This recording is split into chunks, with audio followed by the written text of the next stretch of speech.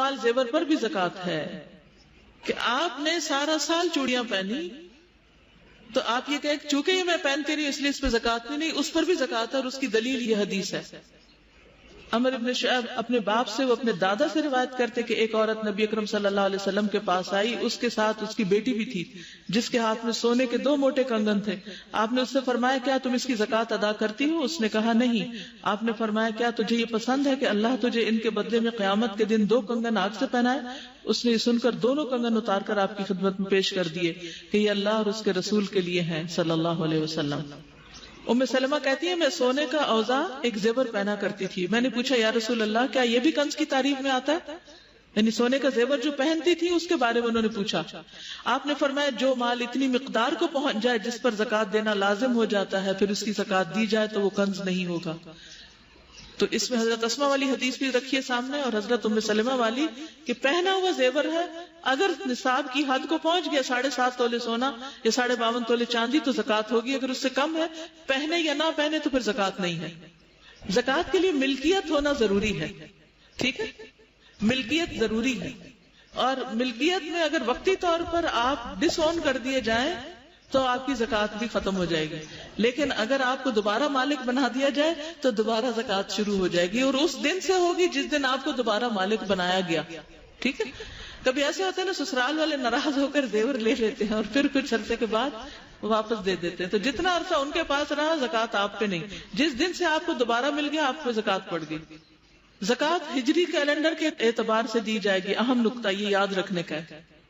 مثلا آپ 1 رمضان کو زکات دیتے ہیں تو ہر سال 1 رمضان کے دن زیور کی قیمت معلوم کیجئے.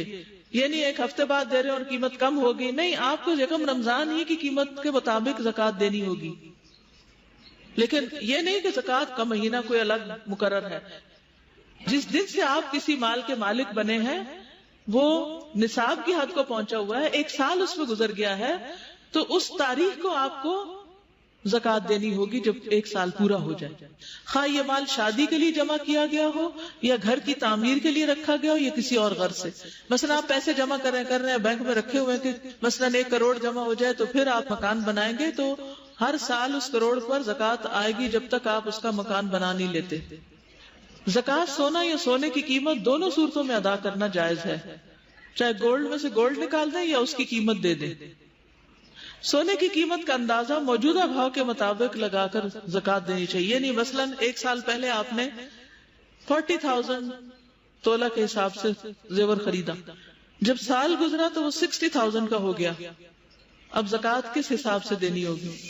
60,000 کے حساب سے. کاغذ کی کرنسی چونکہ ہر وقت سونے یا چاندی سے تبدیل کی جا سکتی ہے، لہذا رائج الوقت کرنسی کا نصاب 87 گرام سونا یا 612 گرام چاندی دونوں میں سے جس کی قیمت کم ہوگی اس کے برابر ہوگا، جس پر سال گزرنے کے بعد 2.5% کے حساب سے زکات ادا کرنی چاہیے. مثلا بینک میں آپ کے پیسے پڑے ہوئے ہیں جس کی ویلیو 7.5 تولے سونے یا 52.5 تولے چاندی کے برابر ہے.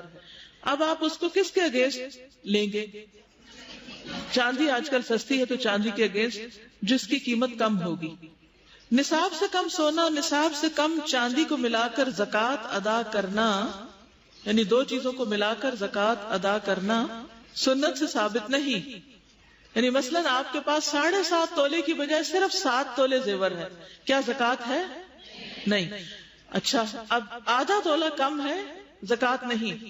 لیکن آپ کے پاس کچھ چاندی کی انگوٹھیاں ہیں جن کی قیمت آدھے تولے کے برابر بنتی ہے، تو کیا آپ اس 7 کو 7.5 بنانے کے لیے چاندی ڈال کے زکات دیں گے؟ شاباش، صحیح سمجھا.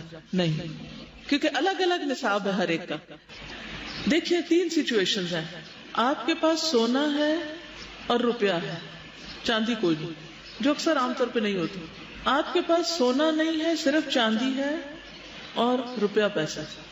آپ کے پاس سونا اور چاندی ہے، روپیہ پیسہ نہیں ہے، تو اس ساری صورتیں مختلف ہو جائیں گی. اب مجھے یہ بتائیے کہ اگر آپ کے پاس سونا ہے اور وہ 7.5 تولے ہے تو اسٹریٹ فارورڈ حساب ہے، نصاب کے مطابق آپ زکات دے دیں گے. اگر آپ کے پاس سونا بھی ہے اور مزید پیسے بھی ہیں تو پھر کیا کریں گے؟ ان کو بھی سونے کے بھاؤ پر لے آئیں گے، یعنی اس کا بھی سونا بنا لیں گے ایک طرح سے. یا کیا کریں گے، سونے کی قیمت نکال کے، ٹھیک ہے، اگر 50,000 پر تولہ قیمت ہے تو 7 تولے کی کتنی ہوگی، اور 7.5 تولے کی کتنی ہوگی، 3.25 لاکھ، ٹھیک ہے، اور 25,000 روپے آپ کے پاس پڑے ہوئے ہیں، تو آپ وہ بھی اس میں ایڈ کر لیں گے، تو کتنے ہو جائیں گے کل قابل زکوٰۃ قیمت 4 لاکھ ہو جائے گی. سمجھ آ گئی؟ دوسری صورت، سونا کوئی نہیں، چاندی ہے. چاندی آپ کے پاس 52.5 تولے ہے، مثلا 720 روپے تولہ ہے، تو 52.5 تولے کی قیمت 37,800 بنتی، ٹھیک ہے، 37,800. اور اس کے علاوہ آپ کے پاس 40,000 بینک میں ویسے بھی رکھا ہوا ہے. اب آپ دونوں کو کیا کریں گے، ملائیں گے، اور پھر اس کے اوپر کتنے پرسنٹ زکوٰۃ دیں گے، 2.5 یا 40واں حصہ، یعنی 40th پارٹ آف اٹ. ٹھیک، اچھا. اب ایک اور صورت یہ ہے، 7 تولے سونا ہے، 52.5 تولے چاندی ہے، اور روپیہ پیسہ ہے. اب کیا کریں گے، 7.5 تولے کو چاندی کے ساتھ جمع نہیں کریں گے، شاباش، اور چاندی کی قیمت لگا کے اور باقی کرنسی اس کے اندر ایڈ کر لیں گے، اور 2.5 کے حساب سے زکوٰۃ نکال لیں گے. آپ کے پاس چاندی کوئی نہیں، سونا ہے 7 تولے، اور اس کے علاوہ آپ کے پاس کچھ کرنسی ہے جو مل کے 10 تولے کے برابر بن جاتی ہے سب کچھ. تو اب کیا کریں گے، سونے کی قیمت نکال لیں گے، اس کرنسی کی قیمت دونوں کو جمع کر لیں گے، اور ان کے اوپر کتنے پرسنٹ، 2.5% زکوٰۃ نکال لیں گے. ٹھیک ہے، اب سمجھ آ گئی؟ ان کا سوال ہے 2 تولے سونا ہے، 2 لاکھ روپے ہے، زکوٰۃ آئے گی کہ نہیں آئے گی؟ آئے گی. کیوں آئے گی؟ کیونکہ وہ 52.5 تولے چاندی کی قیمت سے زیادہ پیسے رکھے ہوئے آپ کے پاس. ٹھیک ہے، اصول یہ ہے کہ دونوں دھاتوں میں سے جس کی قیمت کم ہو اس کے مطابق نصاب لیا جاتا ہے.